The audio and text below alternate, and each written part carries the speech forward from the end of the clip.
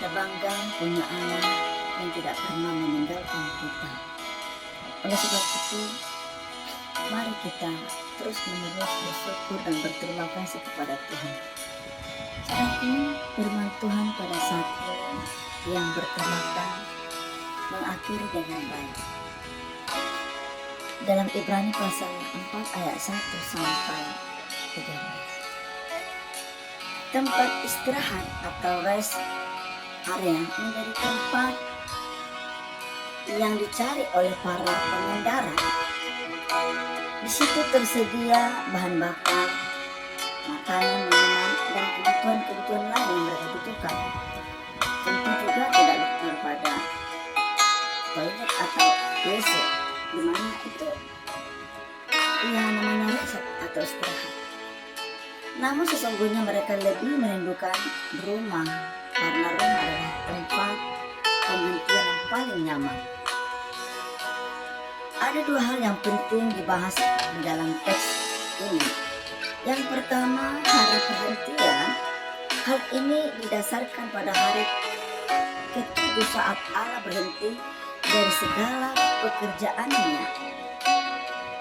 Selain hari ketujuh, ditetapkan pula suatu hari, yaitu hari ini sebagai hari perhentian umat Allah. Kedua, tempat perhentian mengacu kepada tanah Kanaan sebagai tanah perjanjian.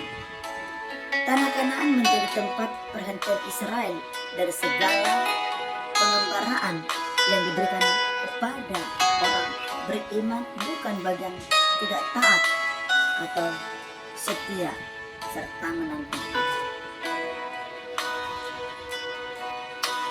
Yang kedua, atas kedua hal itu tertulis surat Ibrani mengingatkan agar umat yang hidup waspada dalam iman, berusaha hidup taat berdasarkan karena hidup kita terbuka di hadapan Allah yang harus dipertanggungjawabkan.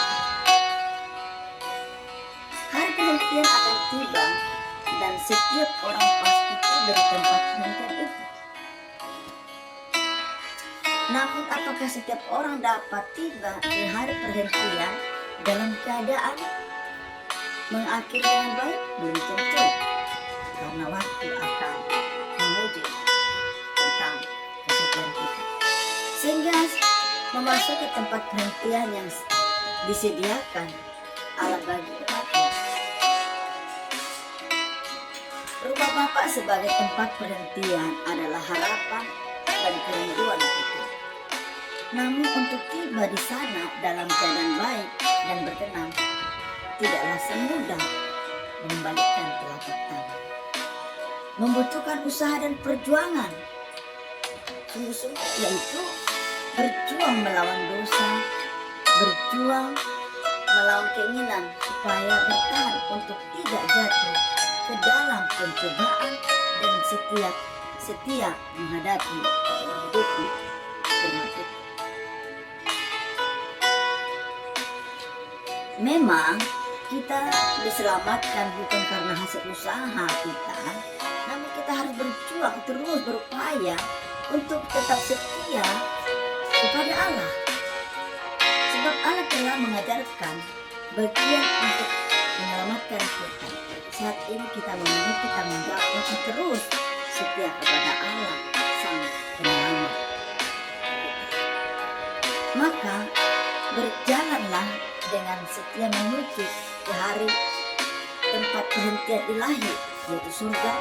Setialah sampai akhir, sehingga kita mengakhiri perjalanan hidup dengan baik di mata Tuhan. Saudaraku yang terkasih di dalam Tuhan, firman ini yang bertemakan mengakhiri dengan baik. Banyak orang mengawali dengan baik, tetapi belum tentu mengakhiri dengan baik. Kenapa? Dibutuhkan kesetiaan, dibutuhkan perjuangan, dibutuhkan komitmen. Jadi memang ini perkara yang serius dan perjuangan yang sungguh-sungguh. Kalau tidak akan bisa mengakhiri dengan baik. Dalam pertemanan pun begitu, dalam keluarga pun begitu. Apapun itu diawali dengan baik dan diakhiri dengan baik. Tetapi bagaimana hal ini bisa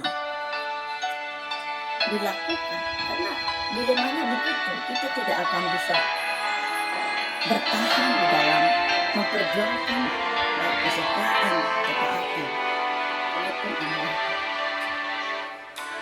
Tetapi marilah saudaraku berupaya berjuang kita untuk mengakhiri setiap pertandingan atau apapun yang kita kerjakan berakhir sampai selesai dengan baik.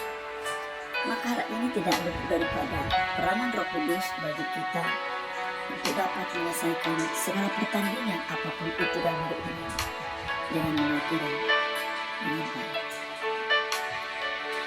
Sebagai contoh sudah bisa kita lihat dari kehidupan Tuhan Yesus dan para nabi-nabi yang lain. Allah yang layak patut kita contohkan karena Allah mengawali dengan baik dan mengakhiri juga dengan baik. Tiada cacat, tiada noda. Allah sungguh sempurna untuk kita teladani dalam hal mengakhiri dengan baik. Maka saudaraku, kita berjuang berupaya apapun yang dipercayakan Tuhan bagi kita, mari kita awali dengan baik dan kita akhiri dengan baik. Karena firman yang singkat ini memberikan kita motivasi untuk tetap setia berjuang